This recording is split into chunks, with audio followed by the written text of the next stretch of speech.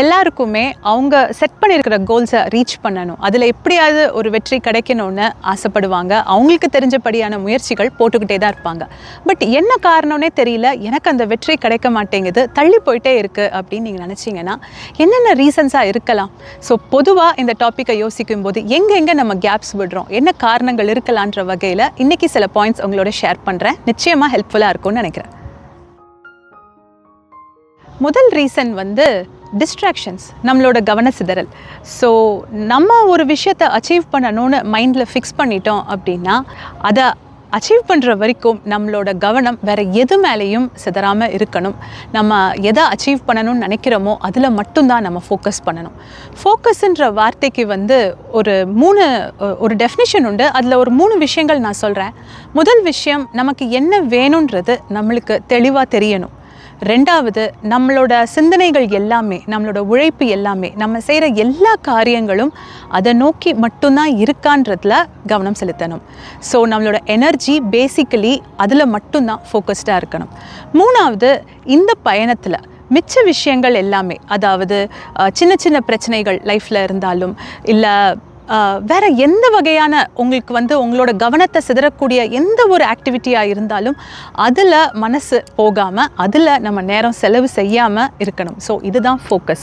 So கவன சிதறல் இல்லாமல் இருந்தாலே நம்மளால் ஃபோக்கஸ்டாக இருக்க முடியும் அண்ட் நம்மளோட சக்ஸஸை அச்சீவ் பண்ணுறதுக்கு சான்சஸும் ஜாஸ்தியாக இருக்கும். ரெண்டாவது, பொறுமை.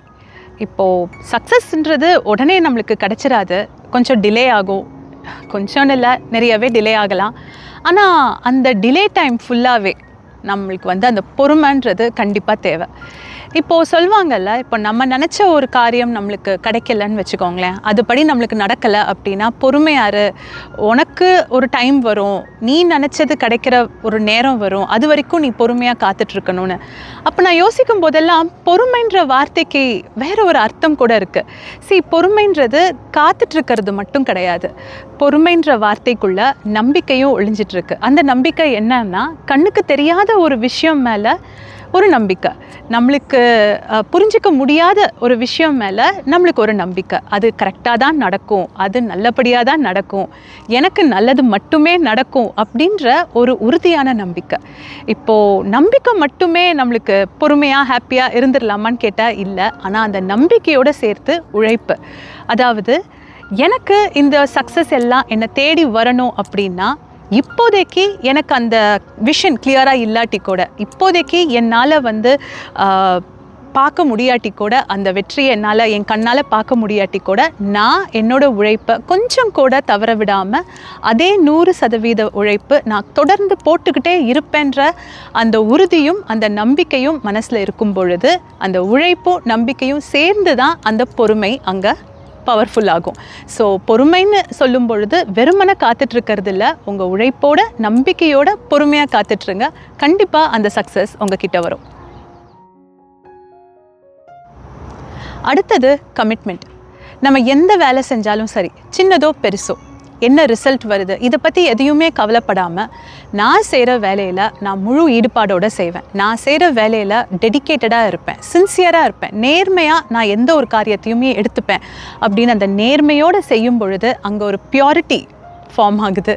ஸோ அந்த மாதிரி நீங்கள் எந்த வேலை செஞ்சாலும் அதுக்கான ரிசல்ட் நிச்சயமாக அழகாக தான் இருக்கும். மேபி டிலே ஆகலாம், கொஞ்சம் காலம் கடந்து உங்களுக்கு அந்த ரிசல்ட்ஸ் எல்லாமே கிடைக்கலாம்.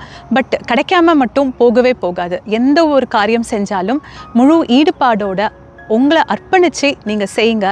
ரிசல்ட்டை எதிர்பார்க்காம அந்த ப்ராசஸில் மட்டுமே நம்பிக்கையோடு செஞ்சு பாருங்களேன்.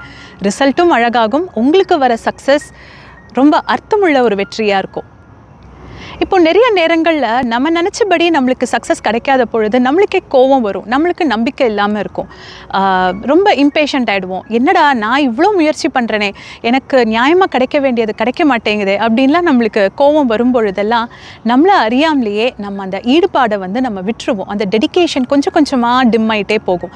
ஸோ அந்த இடத்துல ரொம்ப கவனமாக இருங்க. நம்ம செய்கிற வேலையில் நம்ம எந்த அளவுக்கு ஈடுபாடோடு இருக்கோம், எந்த அளவுக்கு நம்ம டெடிக்கேட்டடாக இருக்கோன்றது யாரோ ஒருத்தங்க கவனிச்சுக்கிட்டே இருக்காங்க. அது கடவுளாக இருக்கலாம், இல்லை யூனிவர்ஸாக இருக்கலாம். உங்களுக்கு யார் மேலே நம்பிக்கை இருக்கோ அவங்க பார்த்துக்கிட்டே தான் இருப்பாங்க நீங்கள் எந்த அளவுக்கு நேர்மையாக முயற்சி பண்ணிகிட்டே இருக்கீங்கன்னு. ஸோ உங்களோட கமிட்மெண்ட்டுக்கு நிச்சயமாக ஒரு வேல்யூ உண்டு. அண்ட் லாஸ்ட்டாக நான் சொல்லணும்னு நினைக்கிறது, நீங்கள் எந்த அளவுக்கு உங்களை பற்றி உங்களுக்கு முழுமையான ஒரு புரிதல் இருக்குதுன்னு நீங்கள் பார்க்கணும். பீயிங் செல்ஃப் அவேர்ன்னு சொல்லும்போது அதுதான் இந்த பேஸ். நம்மளை பற்றி தெரியணும்.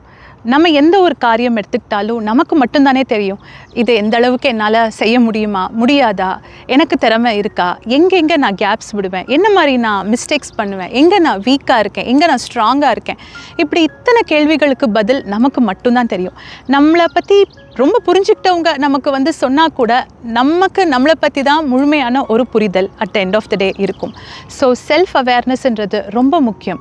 அண்ட் நீங்கள் ஒரு இலக்கை வச்சு அதுக்காக நீங்கள் முயற்சி பண்ணிகிட்ருக்கும்போது உங்களுக்கு சக்ஸஸ் வரணும், நீங்கள் அதுக்காக தொடர்ந்து உங்களோட உழைப்பை போடும் பொழுது அங்கே hard work, dedication, commitment, consistency, இப்படி எத்தனை ஃபேக்டர்ஸ் சொன்னாலும் சரி, உங்களோட பலம் என்ன, முக்கியமாக உங்களோட பலவீனம் என்ன. நான் எப்பவும் சொல்லுவேன், எங்கே என்னோடய ஸ்ட்ரெங்க்ஸ் இருக்குதுன்னு தெரியும் பொழுது நான் இன்னுமே இந்த கேமை இன்னும் பெட்டராக விளையாடுவேன். ஆனால் அதே நேரத்தில் நான் எங்கே வீக்காக இருக்கேன்றது எனக்கு முதல்ல தெரியணும். என்னோடய வீக்னஸ் எனக்கு தெரியும் பொழுது தான் என்னால் முழுமையாக என்னை புரிஞ்சிக்க முடியும்.